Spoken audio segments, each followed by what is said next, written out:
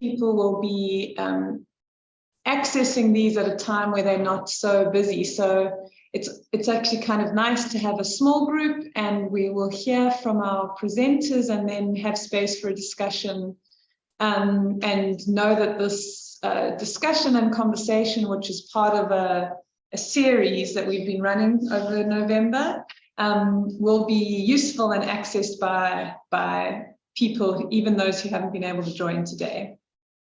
So for those of you who don't know me, my name's Taryn Pereira. I'm a researcher based here at the Environmental Learning Research Centre, and we've been running a series of webinars on evaluation and learning through evaluation, and what kind of learning is needed for evaluation practitioners. This is the third in our series today, and today we're going to be hearing sort of case studies, reflections, insights from a range of experiences and contexts from evaluation practitioners working in different spaces. For those of you who haven't joined us earlier, just a reminder that we've moved through 2 previous webinars on this theme. We first looked at evaluation and evaluative learning within education for sustainable development as through the lens of co-engaged action and emancipation.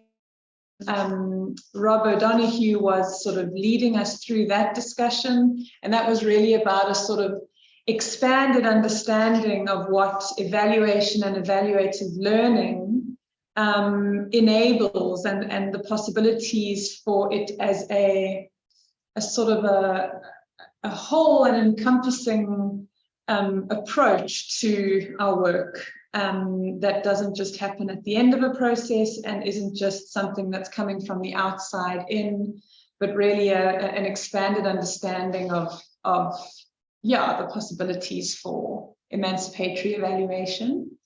And then last week, Prof. Eurita, along with Jess Coburn and myself, shared some thoughts around, actually it was more of a workshop on courses and competencies for monitoring, evaluation and learning in complex social ecological landscapes. And that was really focused on starting together to think through an MEL course that may be offered by the ELRC and partners in 2023 or 2024.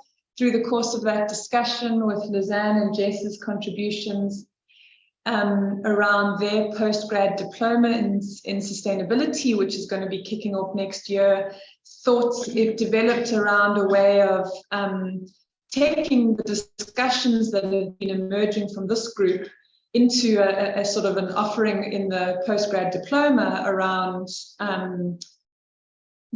enhancing learning for evaluation amongst those participants, and amongst practitioners and professionals working in sustainability in all of its expressions. And towards the end of that webinar, we really got into, as a group, thinking through some of the design of a course on sort of monitoring and evaluation. And this idea developed around both a module and a course in sort of convening and evaluating, convening and mediating evaluation processes for supporting learning. Some of the things that came up in that conversation was the importance of looking at the politics and the ethics of evaluation. An evaluation course that is really grounded in a theory of knowledge, and looking at some of the different approaches at different times and in different contexts to evaluation, and acknowledging that that it is such a broad and diverse range of practice within evaluation.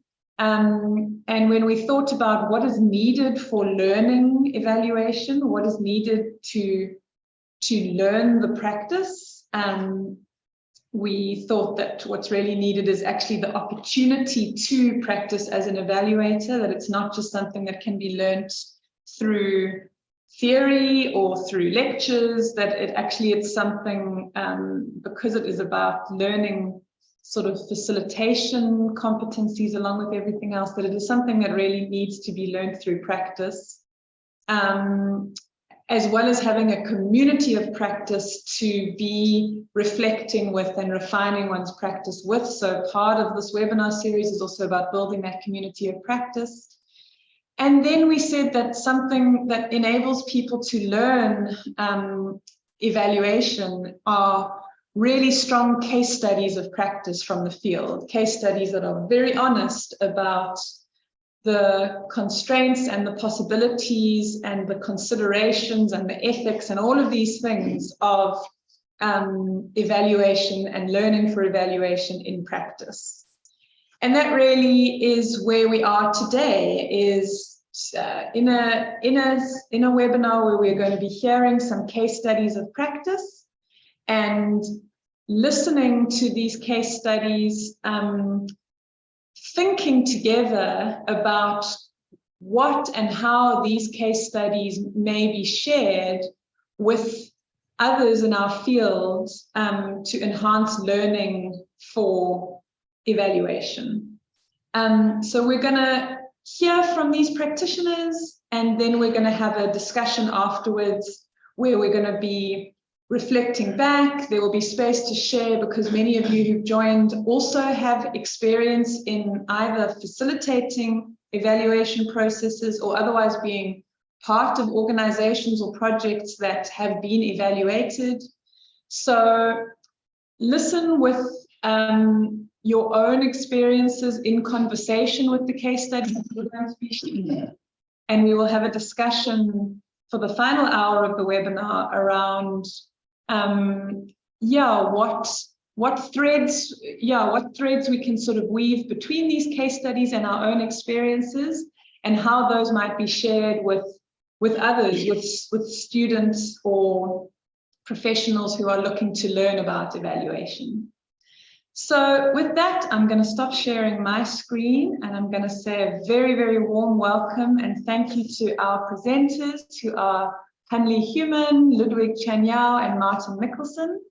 And I think that Hanli and Ludwig are going to be sharing their reflections first. So over to you guys, and thank you so much. Thank you, Taryn. Yes, I'll just start by sharing my screen.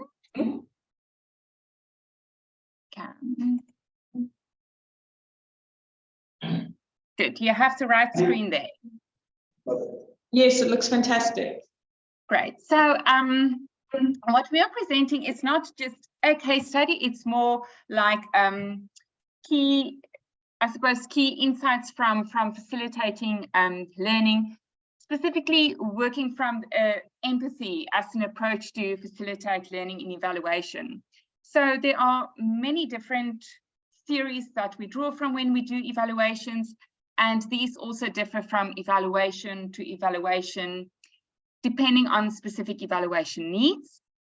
But the key of what we want to present today is the underlying approaches that influence how we engage with people and bring a human face to evaluation, specifically when we aim to facilitate transformative learning in evaluation. And these are primarily centered around empathy, and also including other insights from indigenous knowledges and philosophies such as Ubuntu and Ukama that deepens that perspective about empathy and how to apply it in our local context. So the reason why we are presenting it in this way is because I have personally found the theories of Carl Rogers and other later person-centered facilitation writing to be very influential and useful in how I engage with people to facilitate learning. And I also think it's very useful to contribute to the thinking of designing a course that focus on how we can develop relational competencies in evaluators. So is this a theory that is very adaptable to different contexts, and it can be easily integrated with other theories of learning and evaluation. That's very complementary. It's also been used a lot in community development theory and practice, especially when we look at participatory approaches to development. So even though it is originally stemming from a psychology perspective that's more individually focused, it has been used and applied with group and community settings with a lot of success, which we're also drawing from. So then also what we will present is how, not just the theory and how the theory influences, but when you approach evaluation with this orientation of empathy, it gives a different lens and engagement of how you use different tools and techniques in evaluation that gives it a different potential to evolve in learning at a deeper level. So what we have learned from practice informed by theory is that in order for people to learn, there needs to be enabling conditions for learning, and these are adapted from Rogers' conditions for change. The conditions for learning should be inviting and welcoming for diverse participants to feel at ease to explore, to innovate and imagine new possibilities. And the conditions for learning should be welcome and accepting of the holistic participant or group, with all the experiences, fears, cultures, beliefs, and contexts that includes the social, political, economic, and cultural context. So I think that's also what that speaks to, is bringing the human face to evaluation, and that we're not just dealing with objective things, but that the people in evaluation and their experiences are quite central to what we learn. So then when we think about the orientation and being of the learning facilitator, specifically with empathy from the person-centered perspective, then that requires the facilitator to approach it with a non-judgmental listening and acceptance of participants as the holistic beings, to learn with the participants and to be guided with them. And that speaks a lot to the professional values of person-centered facilitation, of respect, individualization, self-determination, and confidentiality. So not to go too much in depth theoretical about these values, but it basically speaks to it that the facilitator needs to refrain from judgment from their personal frame of reference, to look at what is being shared and the experiences from the participants' frame of reference, to respect the participants as capable of directing the programs and decisions that influences them, that they hold the experience and skills to do that, that all situations are unique, to refrain from wanting to copy and paste. We've seen this before, all these situations are the same, and that participants are in the best position to then take the direction for the organizations and their programs. So this shares a lot of similarities in thinking with participatory approaches, and it enables us to explore avenues of learning that is unknown when we start with an evaluation. I think it's also important to approach an evaluation and learning from a stance of learned ignorance, to acknowledge what we don't know and have an openness to learn in different ways from different perspectives, experiences, and epistemologies. That also requires a bottom-up approach to emerging learning. And then, yeah, that also speaks to being open and inviting a space to learn and share from different knowledge systems, such as Indigenous knowledge systems, that can then contribute to a richer and more diverse ways of knowing and learning. So why we find empathy as helpful for learning in evaluation is that it focuses on human experiences and learning from it, and that invites the complexity of the human experience and context into the evaluation. So not just to look at the things that we can count, but it also speaks then to depth facilitation, which Helene Smith talks about a lot, where she says that to solve these things sometimes that at the surface of when we say, for example, in an evaluation, need to develop a theory of change, and there's constant disagreement on how this theory should look like and what it should focus on. This is sometimes related to things that are happening below the surface at a more unconscious level, and in order to make progress on these more surface levels things, we need to go into those depths and really understand the complexities of what is happening there. Are there different worldviews and perspectives of what brings about change to address these things? And then it also gives a human face to evaluation. So empathy from a person-centered perspective really focus on helping people to feel and that they're understood, not just so to really, that the facilitator should understand them, but the participant should also feel and understand that they are understood. And that can be very cathartic for people to share more and to go into deeper exploration of their own thinking. And it's also been found to be very useful when dealing with diversity. So then what is this person-centered understanding of empathy? So there are many different definitions of empathy, but the person-centered one specifically does not look at it as a personality trait, but rather as a situation for a specific state or feeling for and understanding of another person's experiences. So it implies then that facilitators can learn how to bring about empathy in themselves. There's a lot of theory and skills that can then be used to develop relational competencies. And it can also go beyond the individual focus of empathy, of me as an individual understanding you, but to focus more on what they call inclusive cultural therapy or relational therapy. Egan refers to it as a two-way street. Egan is one of my favorite authors who shares beautifully on different skills that can be used to communicate in empathic person-centered ways.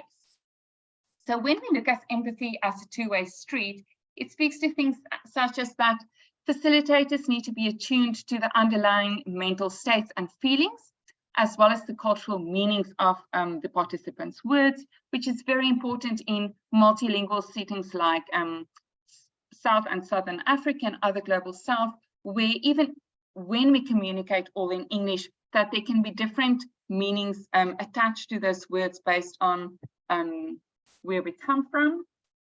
Relational empathy is not just person-centered, but encompasses the key context of the client's life. And that includes the complex socio-political environment and status of the participants that's key to their context.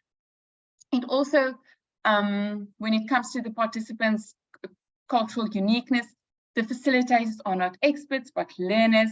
And very importantly, that the participants' inductive understandings of their self and their world and their experiences are more important than that of the facilitators' deductive understanding that derives from theory, research, and practice. And that speaks to it that there's always more that we can learn, and that the facilitator should allow the participants to guide them through this unknown learning journey. Then empathy is also not unilaterally offered by the facilitator, but something that is mutually produced through dialogue. We'll get to that a little bit more in depth when we speak about the conditions for learning. And then self-awareness of things such as cultural bias on the parts of the facilitator is not sufficient. You need ongoing introspection and self-reflexivity regarding ideas, fears, mistakes, confusions, breakthroughs, and obstacles that arise is essential to ensure that you can constantly stay with the participants and their frames of reference rather than your own. So then when we look at the conditions for learning, Rogers originally identified 4, which he called conditions for change. I've adapted these to specifically look more at learning. So the most important one, I think, is empathy and empathic understanding. And that speaks to the facilitator is open to hear and feel affected by what is being shared while remaining in contact with their own feelings.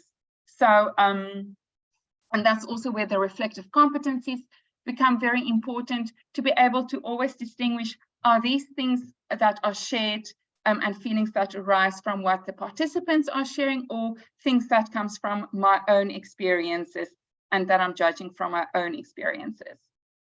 And then there's also, very importantly, not a formula for empathy, but it requires interpersonal communication with the facilitator, always implicitly asking, have I understood you correctly, and being open to listen further.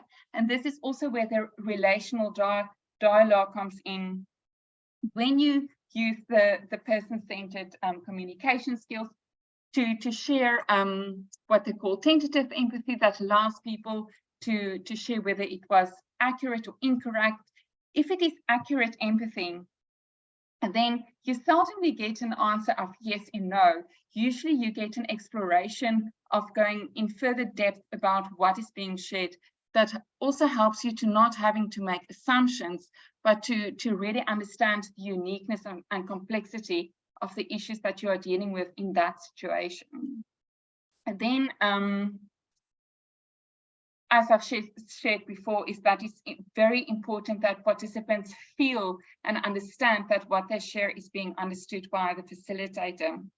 And there's also skills such as immediacy that one can use to address it when it comes about that the participants feel that they are not understood. And that's also useful for things such as when psychological contact is not present. Maybe I should first talk about psychological context then. So psychological context is the thing of being present and open to engagement and learning. And this is also a two-way street that comes from both the facilitator and the participants, and that the facilitator needs to be aware of their own judgments and how they attach conditions of worth to others, and how this affects the engagement with the participants. So this involves things such as, are you giving equal voice to everyone in the room, or are there certain opinions which you are maybe biased for and give more airtime to than others?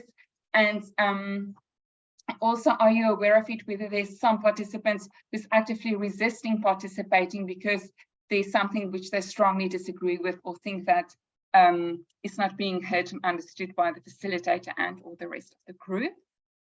Then the congruence and unconditional positive regard, they're very closely related to each other, but in essence, for me, the easiest way to understand congruence is often to think about it from as the genuineness with which the facilitator is open to listen and learn, regardless of the facilitator's personal opinions about what is being shared. And unconditional positive regard is the ability to listen to participants from the participants' perspective without judging what is being shared from the facilitator's perspective, but staying with them from their perspective. Then another one, which is not an original condition for change, as Rogers shared it, but something which we found very useful in our own practice, that comes from Rogers's views on the freedom to learn, is essentially that he viewed people as naturally curious and wanting to learn. It's also where his ideas about self-determination came from. And he essentially said that as educators, one needs to make as many different resources available to learners to be able to explore and their curiosities and learn in ways which are comfortable and stimulating to them. So with that regard, I then think it's for us, as when we want to facilitate learning and evaluation, important to have a big toolbox with many different resources available to help people to learn. Some of you in the room, I know that I'm quite biased towards more arts-based and increasingly play-based ways of learning. And this is just a photo of an example of the different things that I took to a particular workshop to make sure that I have a different variety of things available to offer people ways of learning, and to also help them if you see that there's a particular activity is not working, to be able to adapt the activity, to give them different resources to help them through that learning process. And then, as we mentioned in the beginning, that these ideas also are really adaptable to other theories and speak nicely to more indigenous ways of thinking, such as Ubuntu and Ukama. And I'm going to give over to Ludwig to share about that. All right, thank you so much, Hanli. Hi, everyone. I'm going to do my presentation, which will be based on my experiences in two case study areas here in the Eastern Cape, where I was working with smallholder women farmers. So as you all understand, or some of you might be aware of the term Ubuntu, which is actually a very big term here in South Africa. In Zimbabwe, we have got what we call Ukama, which simply refers to a relationship that we build through interactions, or it can be also be through family connections and everything. But in this sense, in this presentation, I'm going to use it together with Ubuntu to simply refer to sort of our ethical conduct when we conduct field work. So the reason that I picked Ukama is that, you know, when you are starting to do field work, you get into communities, you are being part of the activities of the communities, and the communities themselves, they actually start to see you as their person. And when you do that, when you're leaving that community and you're going back, the community believes that you are going back to your place, and you will also be sharing with others about their experiences. And that will be an extension of what Ukama is, or a relationship, their relationship with the outside world. So with my experience, when I started to do my first case study, I went in there and really had to try and dig deep and through my contextual profiling and understanding what's happening in the communities. But that is not enough, because when I started to do data collection, then I started to see some gaps that were existing in there. And I made these adjustments when I was starting to do my second case study, where I did the contextual profiling that was a bit deeper than the first one, and got to understand that the farmers that I wanted to interview, they were not really farmers that just do their work on their own. They were part of a social movement on agroecology. So when I realized that this is a social movement, then I realized that this really would need me to be part of the activities to change my approach into conducting my research through ethnographic ways, which was sort of a mini ethnographic study, where I had to stay with the communities for a period that was lengthy enough for me to understand what was happening in their communities of practice. So, and their everyday activities. So through this ethnographic research that I did, I worked with communities with the communities and the extension officers from the office to the field, and getting to know what they were about, what they were doing with their work, and to understand all the challenges and all the activities that they do. So by doing so, I established a relationship with the communities, which became Ukama, where my contact with them went beyond my own evaluation study. It became part of I became part of the community where they had to invite me to their training, to all their activities.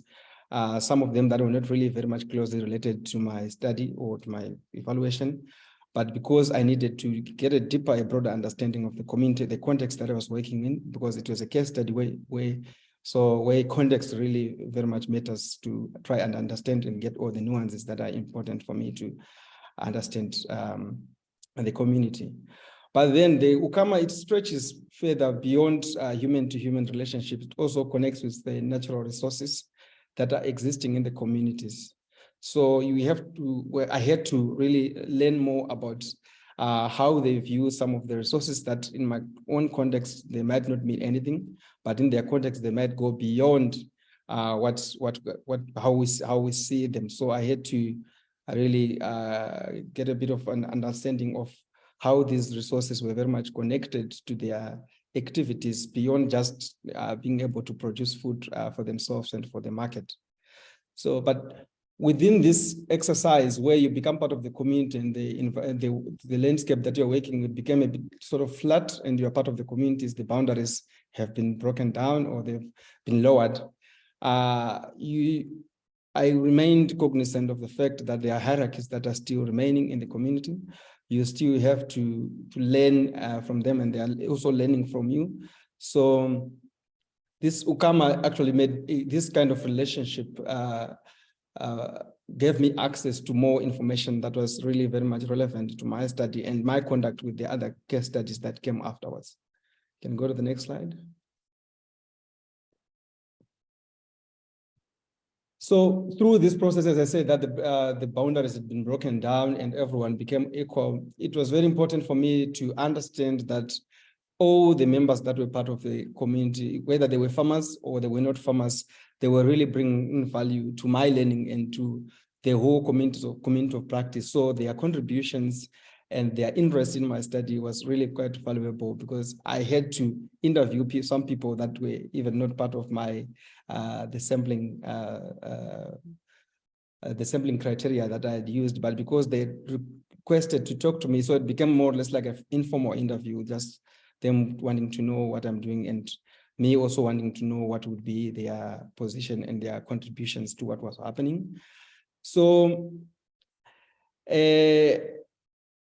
overall, for the sake of time, I see we're running out of time, so that Martin can have his own enough time. So overall, what Ubuntu did to me in my study was that it transformed the way that I had planned my own study. I became a reflexive and making adjustments where necessary, and that was really quite important for me and for the communities themselves, and which has led to us having more sort of important relationships that are quite beneficial to them and to me through some of the projects that we are doing that are beyond my own evaluation. Thank you. Okay, and then just to finish up with a few examples of how all these different things have been incorporated into bringing about just a different approach and being in evaluation. It's an example of a workshop we did where we asked the participants to share the work they've done over the past year. On the photo on the left-hand side, the original story that emerged was quite negative. They shared it through symbolically that helps to create safety in terms of that they don't have to feel like they're attacking anyone or criticizing anyone in particular, but quite a negative story emerged of roads washing away, donkeys being in the road, several obstacles.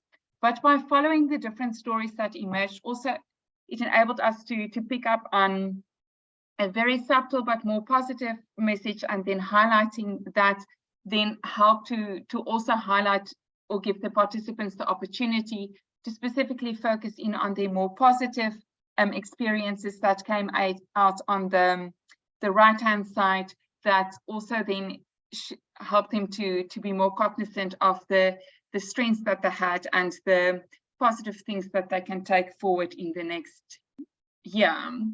And then another thing that we found quite important, in addition to empathy, is like humility. So there is humility in learning with the participants, as well as in acknowledging your own areas where you can still grow and develop. So this is just an example of how we developed a monitoring and evaluation and learning framework for an organization, but they had some challenges in really grasping how they can apply it and use it. So we did a workshop with them in which we used the tools that we gave them for the framework and let them almost do like a mini evaluation of the workshop in the practicing. And that also gave them the opportunity to practice in a safe space of how do you handle criticism and learn in experience with us being humble about our own areas where we can learn and improve on with them and through their criticism. Another one is that not everything, as in all the tools, etc., that we use should always be perfect when we engage with people. there's often with power relations, and especially when we deal with more grassroots organizations, quite big power differences in levels of education and socioeconomic status, etc. And that adds to the additional view of them seeing you as the evaluator who's coming in as a teacher to assess them. So this is an example of, we picked up that there's challenges in the organization with people not always being able to openly communicate of what they find challenging in implementation and adapting of the program. And we shared these images to just stimulate the conversation about where they feel that they're not seen, heard, or can't openly speak in the organization. And these are monkeys, but in our experience of this specific situation, it almost came about like that by sharing how you also have areas to improve on and are not perfect. It almost gives them a sense of confidence that they feel more comfortable to also share then on their areas of where they need to learn and improve. And there's just some short feedback of a few male participants on how they have experienced these processes we've engaged with them from this approach of empathy. Thank you very much. Thank you so much, Hanli and Ludwig, for that, really warm and insightful presentation. And I've been taking some notes. While we move over to Martin, so Martin is in Zimbabwe at the moment, and he shared a message to say that their load shedding over there is happening and that the solar panels aren't going to be enough to power his continued staying in Zoom. So luckily, Martin very kindly pre-recorded a presentation. I'm going to go ahead and we're going to play Martin's presentation. Please, I'm sure that you have questions and comments for Ludwig and Hanli. Please keep note of those. And when we've heard Martin's, we're going to have an open space for asking questions and building a conversation out of what we've heard from these cases. Previn, will you go ahead and play on that side? Thank you so much. Must I mute here and then, okay, cool.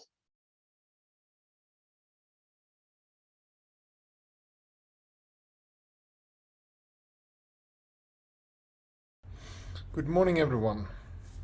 I am Martin Mickelsson from the medical faculty at Uppsala University, and today I'm talking about evaluation looking forward, learning for and from evaluation, cases of One Health education from Ecuador and Zimbabwe. And this is part of the recurring evaluation and learning seminar series hosted by the ELRC. So a crucial part when I was asked to talk about evaluation and learning, I was thinking moving beyond binary approaches to evaluation, that there is a need for tools to move beyond a binary approach to evaluation in which a program are considered successful or a failure or best practice or bad practice. And that assumptions of best practice is and why it's considered successful under one set of conditions will have the same outcome everywhere else. And it's, to me, also somewhat counterintuitive if we look at what I've been working on within the medicine and health sciences areas and health education, that health practitioners know from clinical practice that treatment regimes are only as good as the outcomes they have in the particular patient. Not everyone has their headache reduced by paracetamol, if we take a very common, everyday common example. So drawing on learning theory, the focus, I would think, is on how we can learn from each program for the adaptation, development, and sustainability of educational programs at hand, and other programs in the future, as well as health interventions. So going into the cases then that I want to highlight. And there are two cases. The first one is from Ecuador, and that was how evaluation was a tool for exploring why medical doctors considered the initial phase of the educational project around antimicrobial resistance, what it was called the Alforja Educativa. It's like a educational rucksack, you could say, and why they considered it initially as a failure. That we engaged with this and with evaluation driven by a curiosity to learn why something was not considered successful. So it's a case from the Ecuadorian mountain communities on the use of antibiotics. So just as a context, the Alforja Educativa tried to engage these mountain communities in Ecuador around antibiotic use, the importance, of course, of just taking antibiotics for bacterial infection, not from common colds, but also especially to complete the course that was given by medical doctors of antibiotics. So according to the medical doctors, the initial phase of the Alforja Educativa education intervention to engage rural communities about the importance to complete the courses of antibiotics was unsuccessful, as members were still ending courses early and crucially sharing the antibiotics with others in the community. And the medical doctors were very frustrated by this, because they said, we explained to the community ourselves and through this project that the importance of completing course, the risk that if you don't complete the course of antibiotics, it might engender more antibiotic resistance. The microbes, the bacteria gets develop resistance because they are not killed off completely, and so on. So they were very concerned, because the community, when they engaged them, they seem to be understanding, they seem to be respecting those inputs and taking it to heart, but then their practice was else. And you can see that also in this kind of model, that you have then the sources of health knowledge. Of course, the medical doctors understood that communities were there and families, but they wanted to then to introduce themselves and through this project a source of health knowledge around antimicrobials and antimicrobial resistance. And that was what they had expected the project Alforja Educativa to do. And behind this was an assumption that through this project and their efforts, communities would develop health literacy, being literate in terms of health around especially antibiotics and antimicrobial resistance, that they needed to firstly develop understandings of antibiotics and resistance and the connections between them, being able to evaluate the health knowledges from different sources to understand the relationship between what was known in the community around health and what the medical doctor provided around especially antibiotics and resistance, but also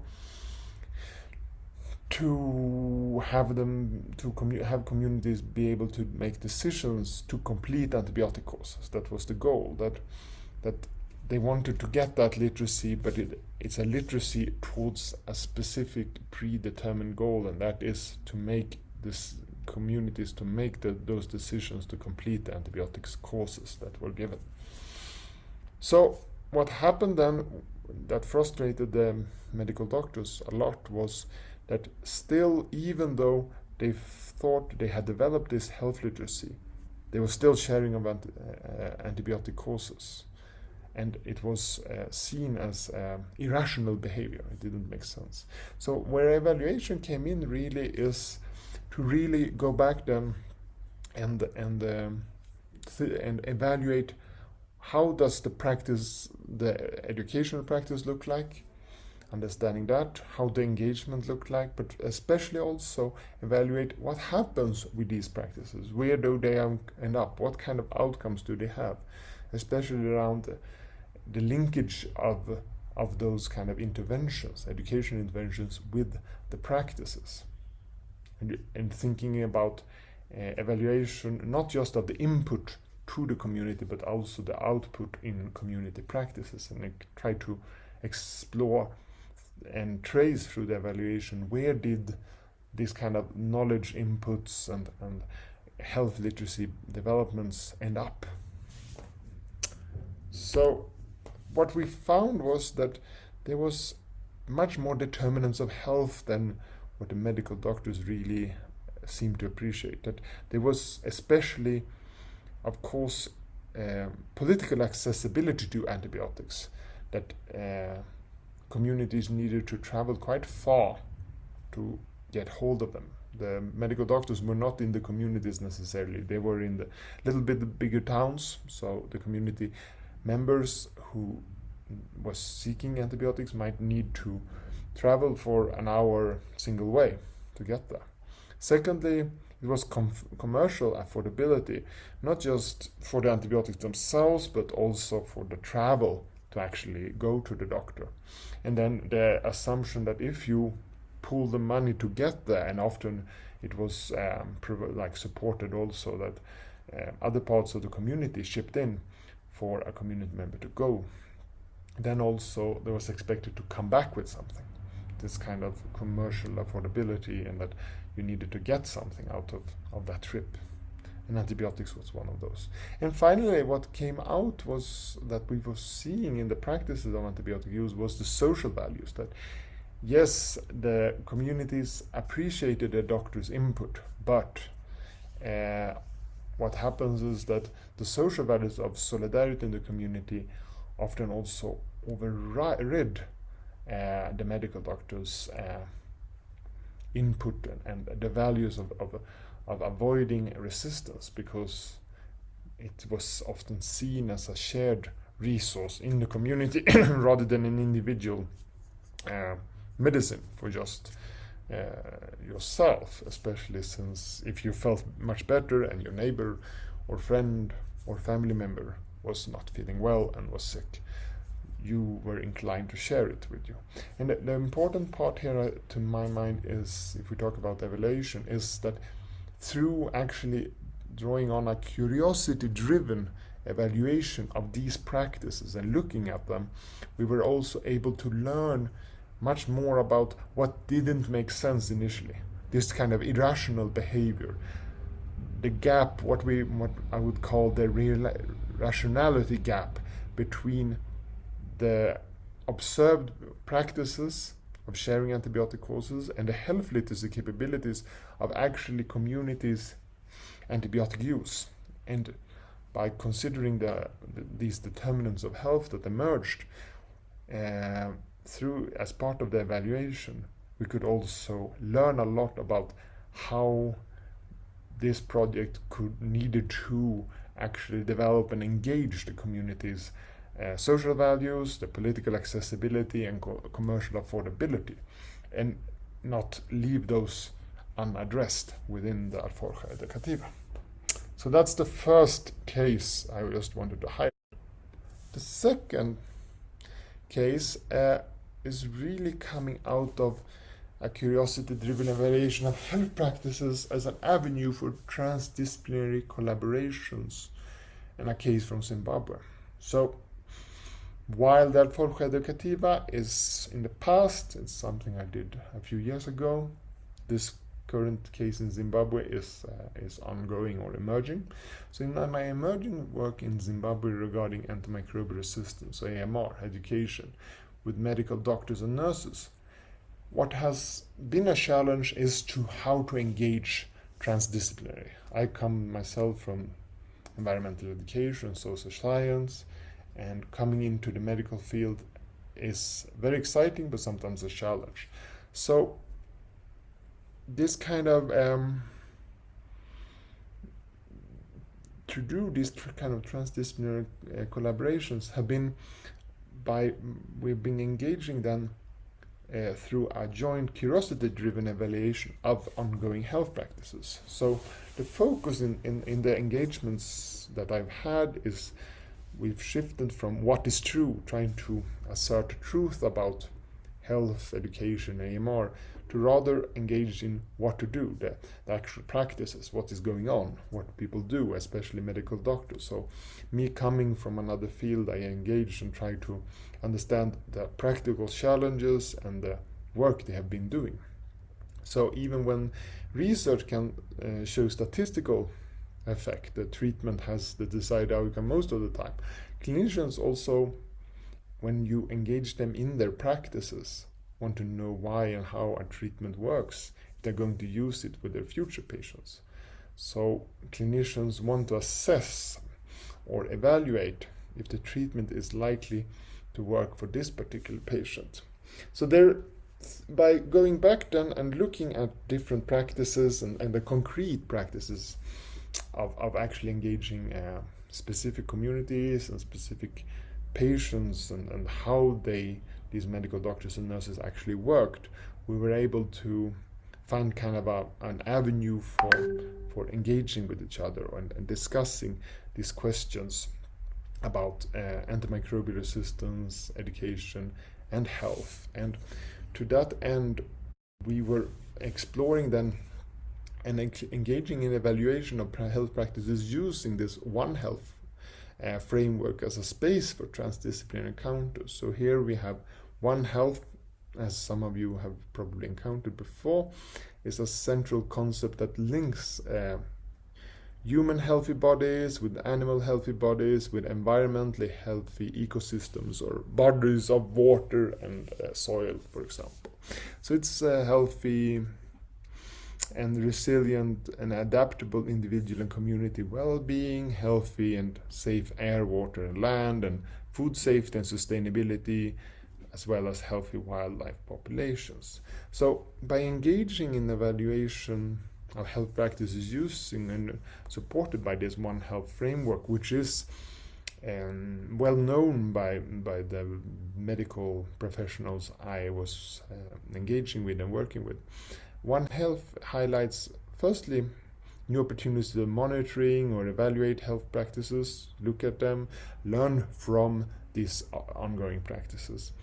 And there's also new ways to evaluate health practices as part of interlinked health challenges. So the human health is, and really to understand the situation of patients became powerful to consider also the kind of environments and they are living in, whether or not it's sanitation challenges, it is poor river health, or is close proximity to wild and domestic animals, using the same water sources, and so on.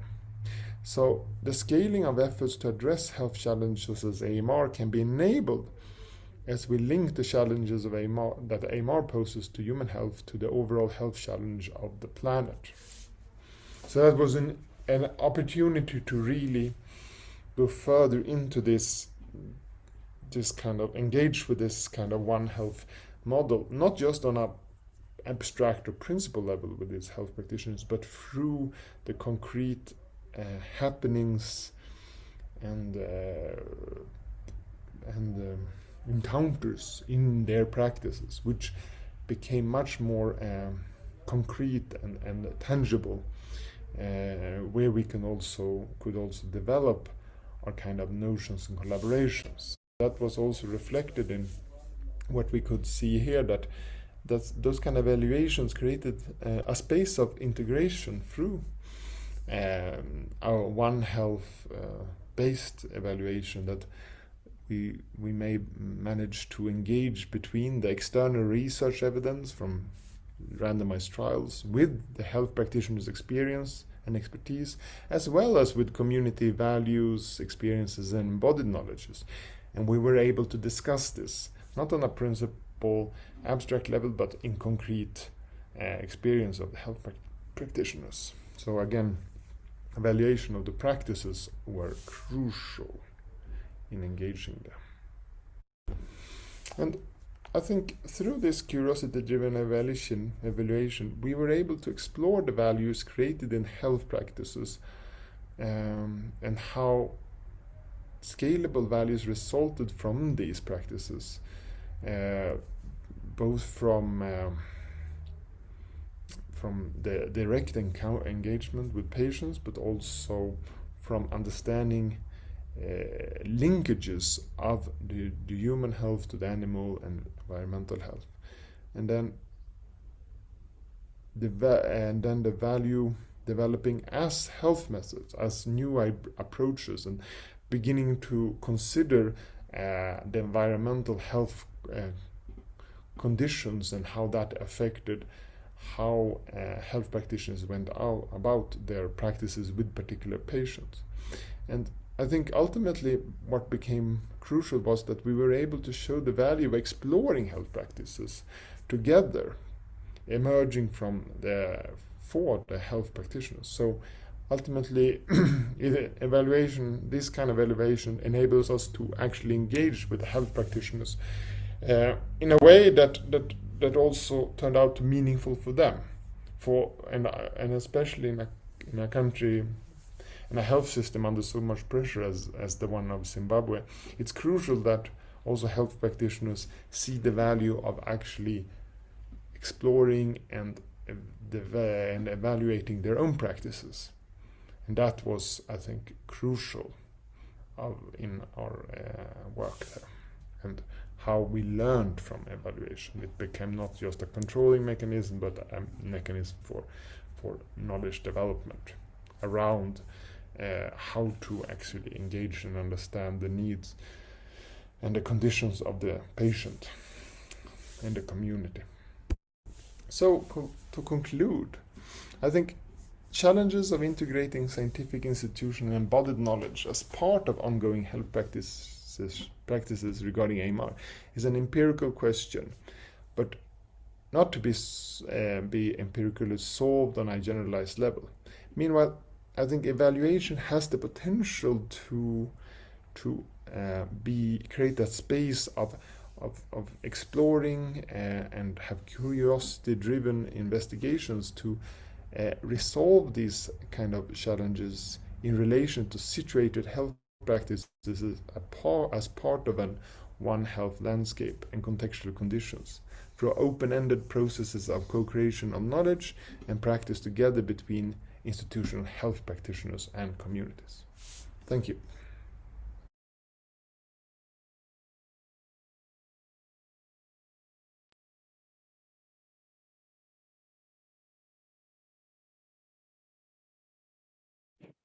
All right, thank you so much. And thanks, Martin, who is now in absentia because of the load shedding happening in Zimbabwe. Thank you so much, our presenters. And while I was listening, I was taking a few notes here, which I'm just going to share as a way of helping us all gather our thoughts after listening for close to an hour to these reflections from practitioners. So, or maybe I should change this to what I heard, and then we can open up and hear what others have heard and questions and comments.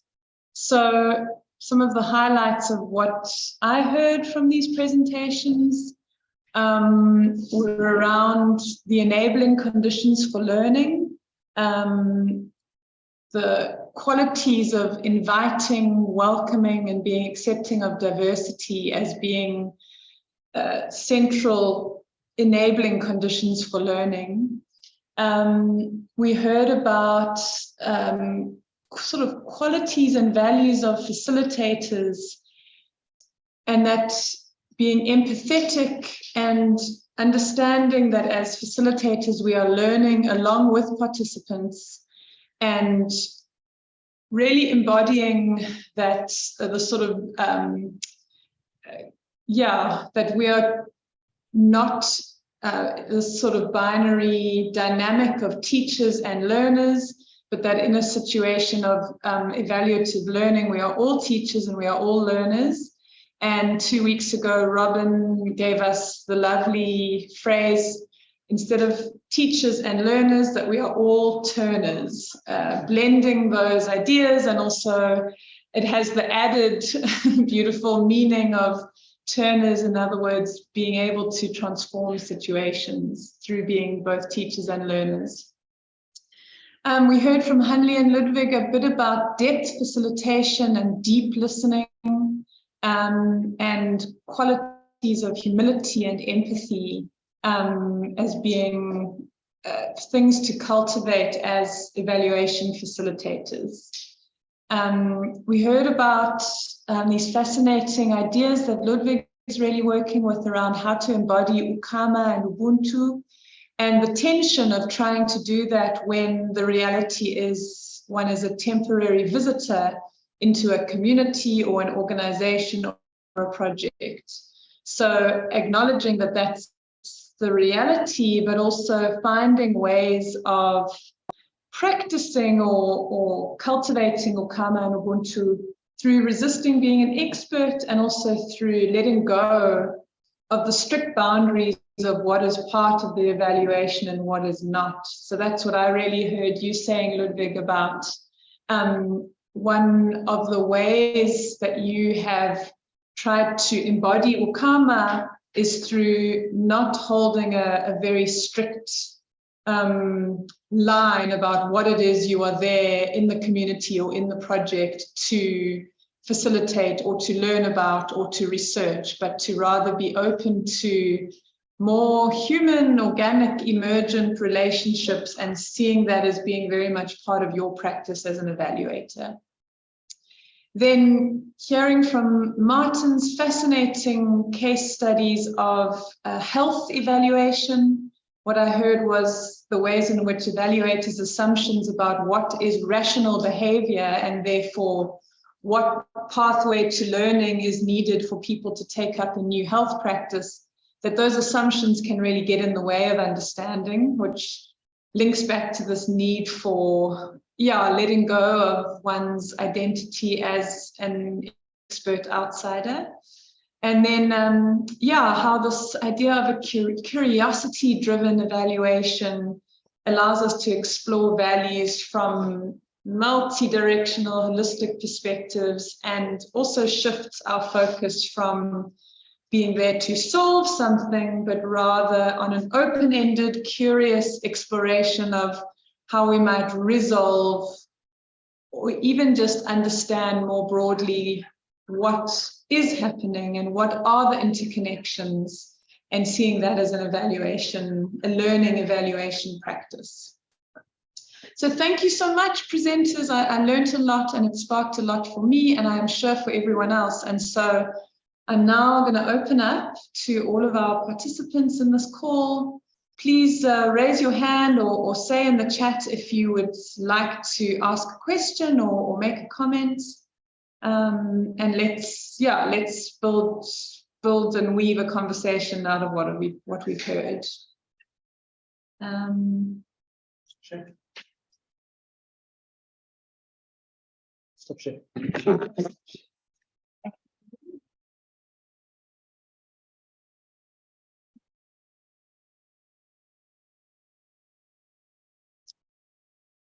Great. So I think I would like to start. Hanli and Ludwig, I really enjoyed your presentation.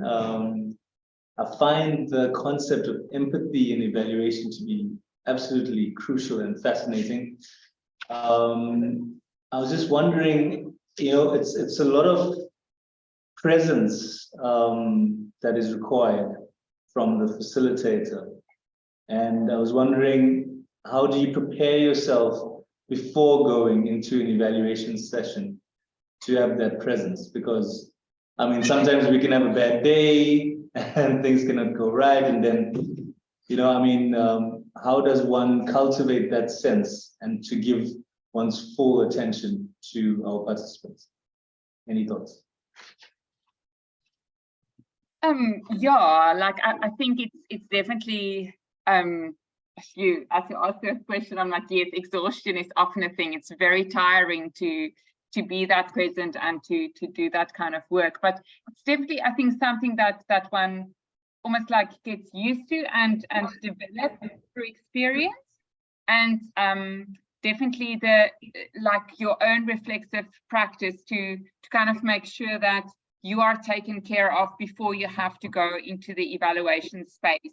That so that responsibility and care for yourself to not allow interference, so to speak.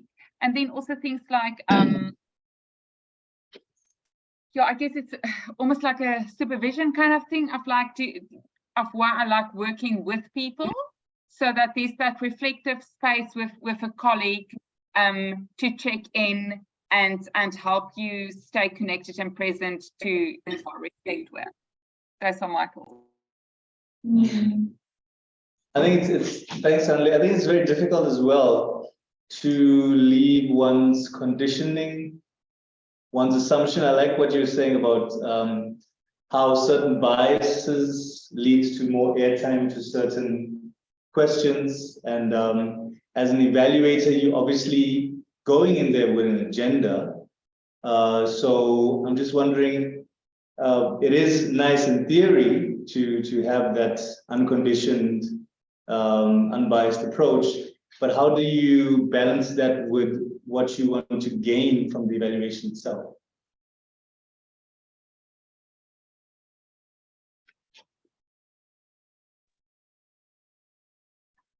So yeah, I guess that's partially speaking to the need to be constantly open to feedback.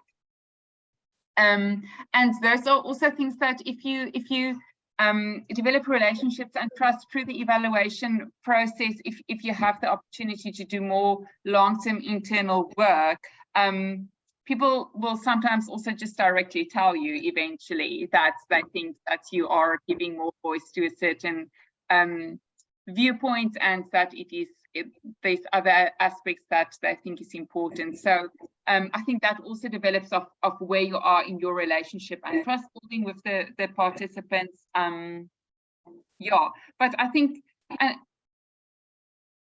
the most important thing for me, I think, in working in this way has been constant reflective practice to when you're also out of that space to take a critical look at how did you behave and what was said, and really be strict with yourself in the questions that you ask.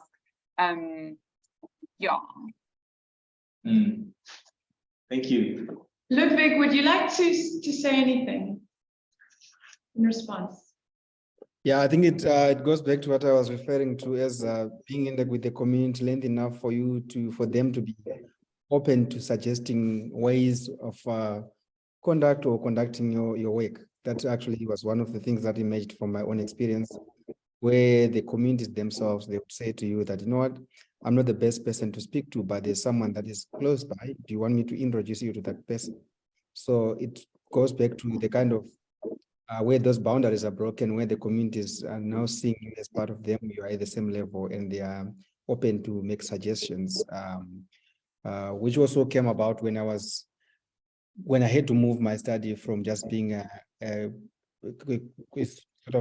just enter and then do the evaluation and then move into ethnography. It was out of the suggestion of the communities that I could see that they were not really very much open enough to me to share their stories. And the moment that they said, the project that you want to evaluate, we don't see it as a project, it's a social movement. So that's when I realized that, no, I would need to be part of the movement's activities so that I can get more deeper understanding of what is happening in their activities and how their contexts are shaped by their relations with amongst themselves as farmers and with other community members. Yes.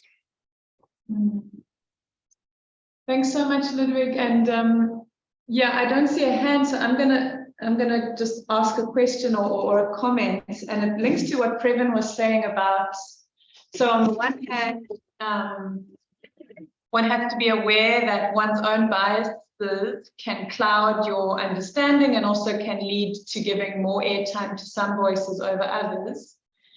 And then at the very same time, as facilitators of evaluation, we are also needing to remain very, very aware of power and inequality. And so in a situation where yeah, it's not as simple as giving equal voice to all, because in a situation of unequal power, and if you're facilitating with power in mind, there is a need to recognize that unequal balance of power and actually be quite active in finding ways to give more space to the marginal voices and less space to the dominant voices. And that can be a challenge because often one is brought in as an evaluator by, say, the director of an organization or the lead of a project. And it's possible that that person or grouping may be the dominant voice in a project, and one can find oneself in an awkward situation of the people who brought you in to do the evaluation. You may need to do some sensitive and careful work in the evaluation of pointing out and through one's facilitation, addressing power imbalances that can be quite uncomfortable for the very people who are the ones who've given you the brief for the job, if you know what I mean. So there is this, and then you have to be really careful that you are seeing the power clearly and not through your own biases. So it is really this thing of reflexivity, and also of having colleagues to debrief with and reflect back to you, I think is really important, because of how much power you are holding in how you are choosing to give voice to some and to address power, when you yourself are also holding power. So there's so many layers of responsibility, I think.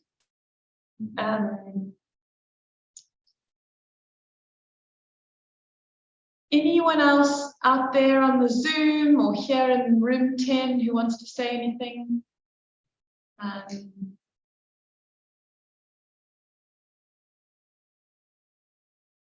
Yeah, even if it's not a response to this, but perhaps you have your own experience of either facilitating an evaluation or otherwise having one of your projects evaluated, any of your own reflections, insights into the practice of evaluation that you want to share.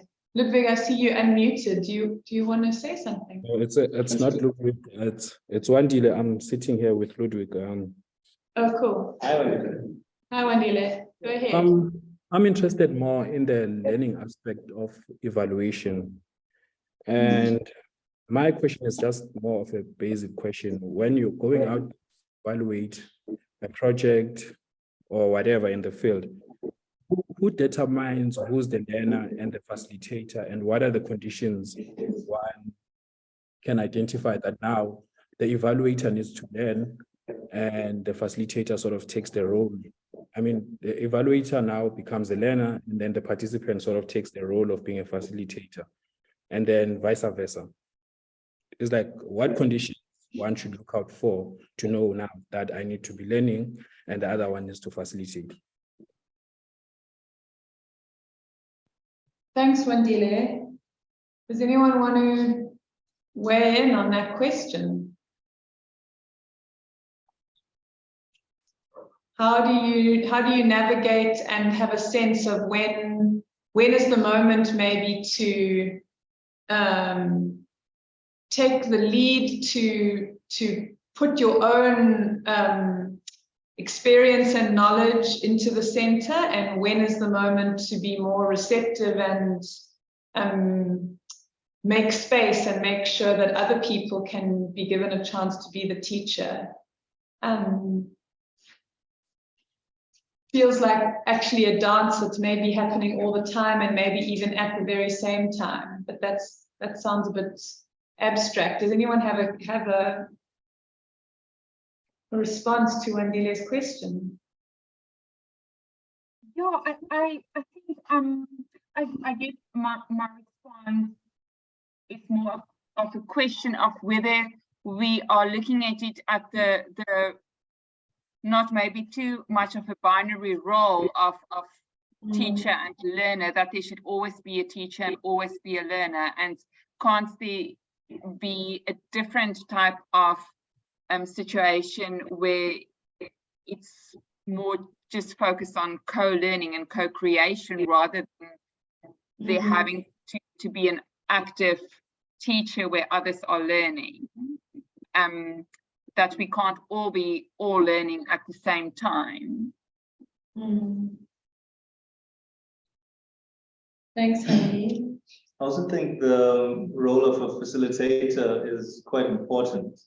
And I do like the turners, that we all are learners and facilitators, and we all have something to share, but the facilitator role in an evaluation is crucial in a way that you are allowing the voices to come true. So you are creating a safe space, you're creating a space where people are comfortable of sharing their opinions, and that environment you are bringing true. So I think there is definitely a role for a facilitator in these evaluations, as much as it can be distributed.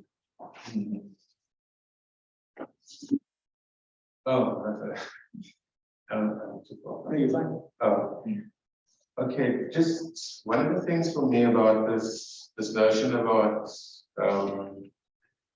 learner, facilitator, experts, a lot of that comes from the learning theories. So if we just look at it generally, there's sort of three clusters of learning theories. So the one is acquisition, which is your typical zone of proximal development by Gotskian kind of stuff. Then you get the participation kind of notion of that type of learning theory. And then what we're talking about now is a different type of learning theory. So I think the modalities are different. So I wouldn't say that within every example we need to look at the Turner kind of notion, because in acquisition learning, it's still very valid, but the learning theory has shifted. It's a different learning theory. So for me, within this mode of, so if we take those three clusters as the general sort of metaphors for learning theories, within the expansive learning theory mode, that interaction and the interaction of knowledges does change. So I think that often when we think about these things, we think about it from our own cultural, historical kind of sense making. And it sort of jars with that, because most of our experiences have been different, and the notion of expert has been different. One of the questions for me is, what constitutes an expert within evaluation? And I've got some thoughts on it, but I'm not going to go through it now. Yeah, but it's definitely not what would constitute an expert within those other learning theories. It's not the know-it-all, know better, like doing piano lessons. You go to somebody who plays piano much better than you. This is a different kind of learning theory. So yeah, so that's just the comment I wanted to make on that. There's some other things, but I won't go into it now. The one is your use of the word humility. And I was just curious about, because often people use humility in the sense where it's linked to humiliation, which is a deficit notion. But often if you look at Santos and epistle theory and stuff like that, the notion of humility has got a different ontological basis. So it's like we are collectively being, but we are culturally, historically deviant in a nice way. So we're all special in certain ways. And so the humility there is the recognition of my own being. It's not deficit. It's not that my knowledge is insufficient. And I think that kind of ontological basis works very well with the other things, especially Ludwig's work and in Ludwig's presentation. It works very well with the other things there, like positionality. So what is the facilitator's positionality? So if you take that ontological basis, it sort of anchors that. So I found that very interesting, but that concept of humility, I think it needs to be linked with the ontological basis for empathy, so that it doesn't come up as a shortcoming. It's a state of being, and the state of being is something that is really what we become self-reflexive experts in. You know, so it just gives it more of a straight line in terms of the ontological basis. Gary, do you mind saying again that your analysis of like the clustering of the three theories of knowledge and learning, or of learning? It's learning theories. It's acquisition, participation, and then the expansive learning theories. Yeah. Social structure. Yeah. And your understanding of evaluative learning would fall into an expansive learning. Yeah, because the knowledge concept is different. So you're looking at things like the contact of different modes of knowledge, which you don't get in the sort of classical acquisitive learning theories. And how do you deal with that so that you don't end up with assimilation, but you move more to integration? Just to make it clear, so this is something I've been thinking about in terms of chat and indigenous knowledge as well. So the assimilation mode is you basically incorporate other ways of knowing into a dominant episteme. Right, so it's extractive in nature, but it feels transformative and it feels participatory. Integrative is we are different because you are here. It's not like, you know, we're going to make you the same as us. And so, you know, a lot of these things, when you look at participation, and I think Hanli was talking about it as well.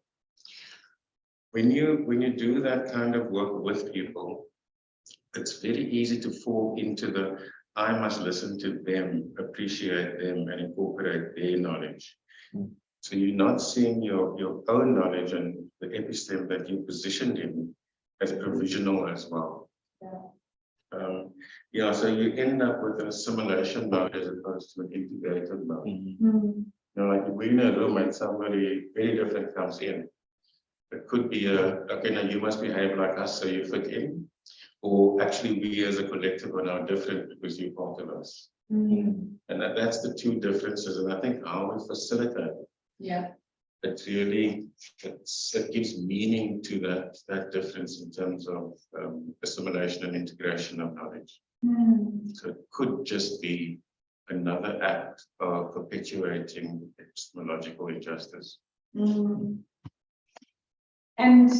I'm going to respond, but I'm pleased. I don't want this to only be us talking here in the room together. I'm going to respond because I don't see anybody's hand, but please, we'd love to hear from you. Edwin, Hanli, Louise, Lee, Solly, Susan, all of your voices, please. We would love to hear from you. But just sparking from, you know, Previn's point that we shouldn't take this idea that we're all teachers and learners to undermine the really important, irreplaceable role of the facilitator, and building on your integrative model, the expansive learning model, where we are having contact between different modes of knowledge. It's not about collapsing us all to being, we're all sort of equally or in the exact same ways bringing knowledge and learning. We are bringing different kinds of knowledge, and for the facilitator to fully take ownership of the knowledge they're bringing into an evaluation, which is knowledge of this depth facilitation, knowledge of how a process leads to learning. That actually is the knowledge and the contribution you are bringing, but the the people who have been doing the work that is now being understood and learned from, what they are bringing is something you can't, which is the real contextual understanding of what it is they've been practicing and where they've been working, and which means that you can't do it.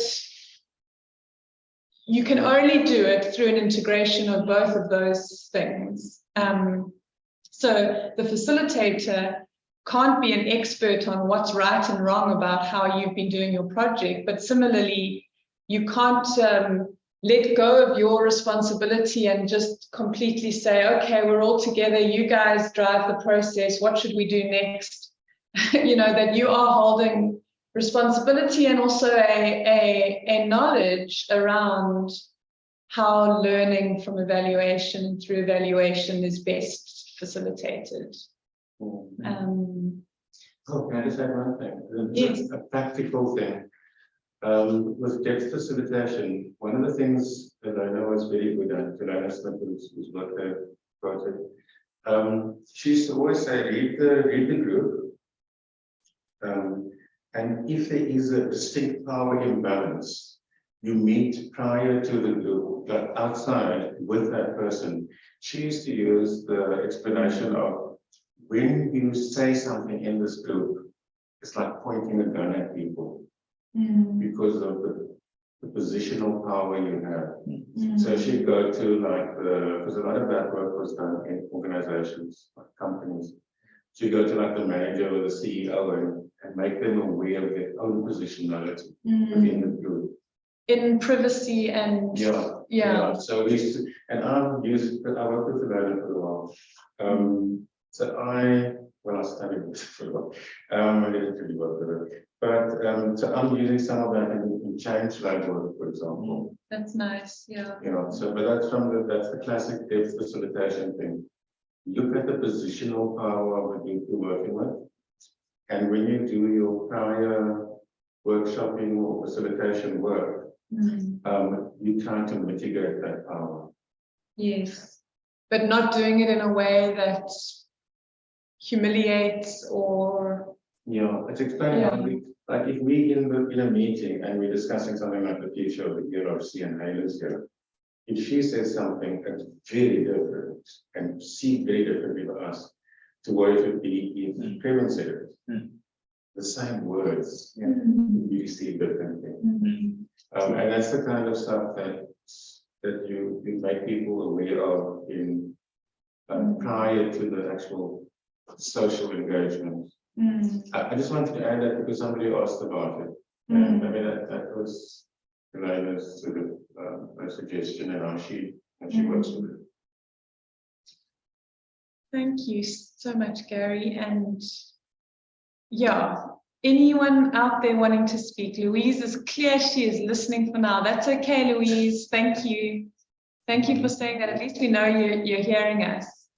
I see Ludwig and Slee unmuting. Please go ahead. I didn't see, sorry, who spoke first. I mean, who unmuted first. Go ahead, Slee. Okay, I can go ahead. So it's taking me a bit of time because I'm trying to unpack everything in my head. It's really interesting, the presentations that we just saw today. So I don't come from the learning faculty, so most of these things are often new to me, but I do it in practice in my work field. So a lot of the things I'm hearing is around deep facilitating and empathy, and those are really interesting topics for me. And I've been doing a lot of reading recently around Goethean science and in nature, trying to unpack. So he's a philosopher that looked at, worked in the botany and how we bring human intuition, human perspective into botany science, and trying to understand that and bringing along this deep thinking and deep feeling and all of these other things into a very, science-based kind of practice. And, this empathetic view or empathetic facilitation requires a lot of, this deep feeling, intuition, and imagination, and all of these understanding these external sensory kind of sensory angles into understanding and unpacking situations, but also internally doing the same. I wonder if, and being very cognizant of all of these factors that you are going through within the emotions of trying to deeply understand or deeply facilitate learning spaces. I wonder if, you know, the guys that presented today have indicated or been in an experience or able to articulate some of these things that are usually very implicit and not really pointed out around what is felt and again, I think it goes back to what Hanli said around coming out of these empathetic situations deeply drained or can be quite exhausting, cause you activating a whole spectrum of senses that you opening yourself up to in being very empathetic. Has there been anything that you can point out that you made you aware of all of these senses that are activated in these situations, or that you can talk to or maybe explain further, and what is the usual experience, if you can put it in words, because most of the time people go through it, but they can't really say, what elements of it do you kind of highlight or elevate? Thank you so much, Slee, and it's just fascinating that you're working with Goethean science, and I'm just actually sharing in the chat. We ran a short course last year with the Proteus Initiative that was looking at sort of Goethean approaches to reflective and reflexive practice. So yeah, I'm fascinated to hear how you've come to Goethean botany. Any response from our speakers or from anybody else to Slee's questions and comments?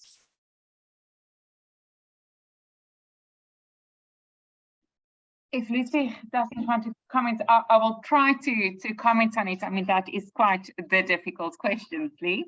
But I think yes, when these kind of like intangible things come up, for me, what has been the best way to deal with it is to be like, well, is there evidence? Did this thing that comes up for me that I'm not sure why it is coming up, do we have evidence elsewhere that can try and explain what this is? So I think it is there, like, I suppose it's best explained as triangulation, like where do we find hard evidence that can give insight to this? And if there is not yet other harder evidence about that, to go and investigate it in more depth. So one should also be very careful to not act on hunches without evidence, because at the end of the day, we need to be able to be accountable for the evidence that we are and the findings that we make in our evaluations.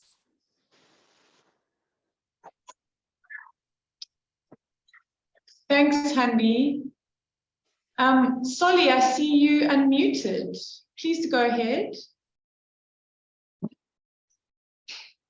Oh, you didn't mean to unmute. Okay, I put you on the spot and you weren't going to speak. Okay, no problem. But Ludwig, I think you unmuted earlier. I take that no one's raising hands. I'm just, if you unmute, I'm going to give you the mic.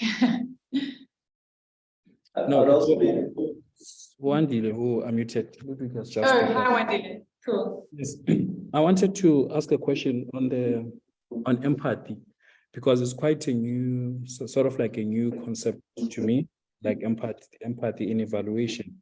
And I'm thinking, when one is working in what we consider to be fragile context, where people are considered to be vulnerable, how do you navigate that space, making sure that you do not draw an image of sort of like becoming as a savior, if you understand what I mean, because you see people as whole beings and all that, but with empathy, you might sort of come across sort of like you're here to save and do all those things. Do you want to respond, Hanli? I can also respond partly. I think, Karen, let you respond, and I can add if there's something I want to add. I'm sorry, before you respond, can I please, I didn't hear the question clearly, sorry, my apologies. I think, Wendelia, you can correct me, but I think Wendelia was saying that he's very fascinated by this idea of empathy in evaluation. And he is asking a challenging question, which is, how do you make sure that if you go in with empathy, that you don't have an attitude of being a savior? In other words, that you are not seeing the people or the situations where you're working. If you come with empathy, how do you guard against seeing the situation as something where you are coming to save? I think you used the word fragile or vulnerable people or situations.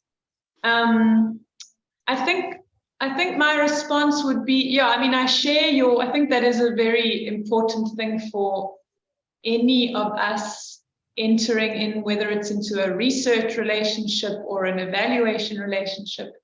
I think there's an important difference between empathy and sympathy.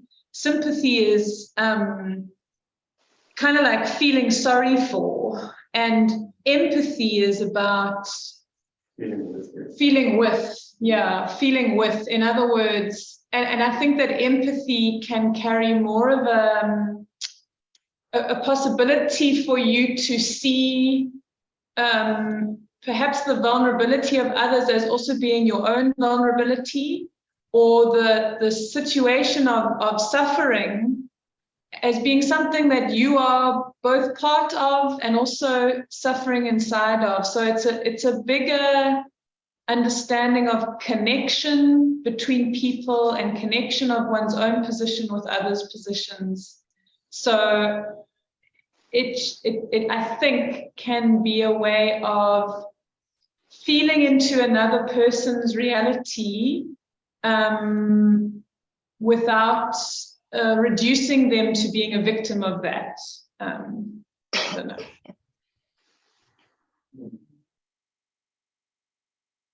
It's also part of the ethics. Yes, Sarah, yeah, I would just also add to that to maybe assist with that. It's like a clear understanding of roles and responsibilities and your scope of what you can do and what you cannot do. Like, yeah. Gary, do you want to say more about empathy and ethics, and then we'll go to Sally? Okay. I'm wanting before. Don't give me a mic because I don't stop. Go ahead.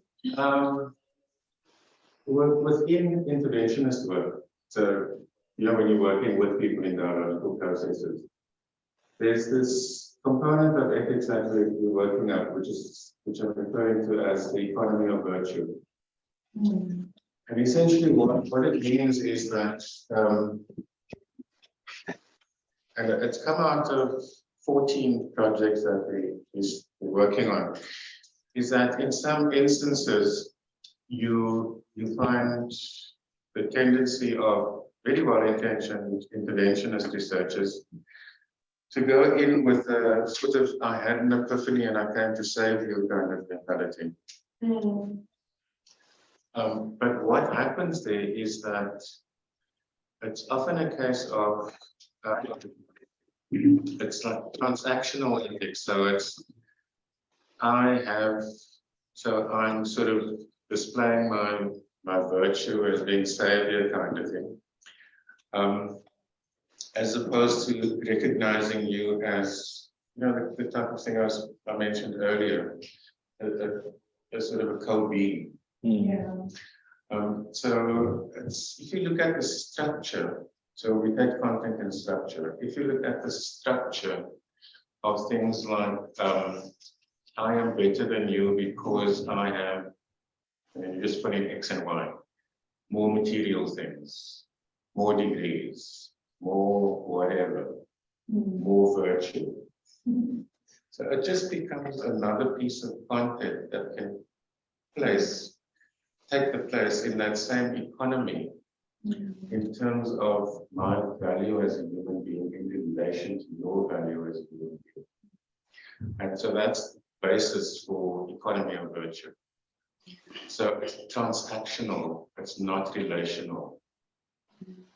And so in ethics, in dialogical research, one of the key things for me is that we need to move away from the transactional ethics, ethics of transaction, into relational ethics, which is more in tune with sort of decolonial love and a lot of other things that we're working on. Yeah, so that's the shift, and the paper should be ready by about 8. Because that's when I'm presenting it. Amazing. No, that's fascinating. Thank you for that. Yeah, it's amazing when you get language for something that you felt but didn't express. So yeah, that's very helpful. Please, Solly, go ahead. We want to hear you. Yes, good morning, colleagues. Morning, Solly.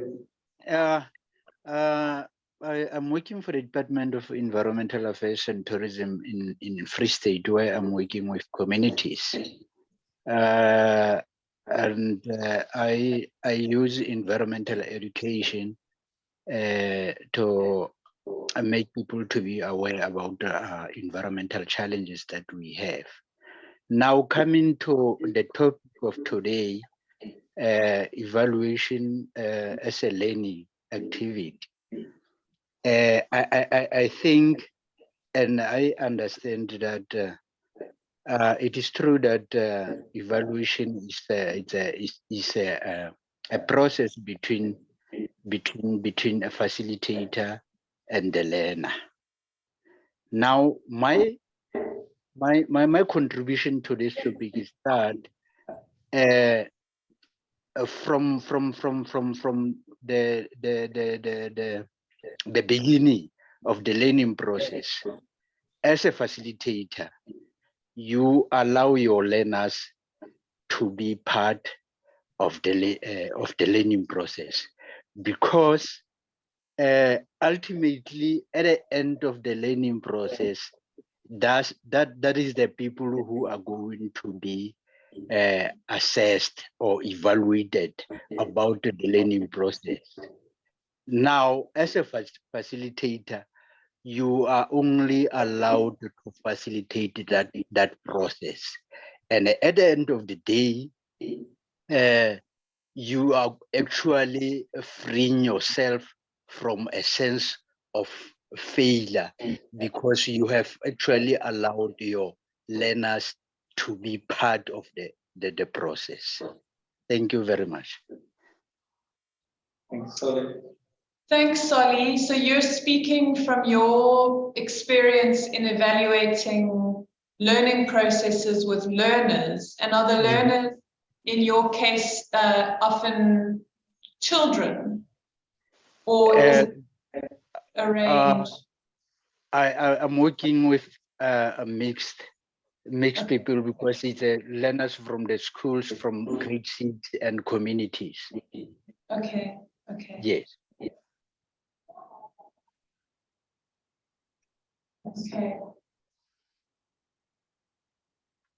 Anyone else? I don't have my computer now because it's charging. I think we've had a rich discussion, and if there's no other comments or questions, as I said before, this has been recorded and it will be available, and it also, this conversation this morning forms part of the longer one that we've been having over the month and we will continue to have. So if there's no further questions, I think it's okay to close our conversation here. With a really huge thank you again to Hanli, Ludwig, Martin, sadly in absentia. It would have been very nice to have his voice here.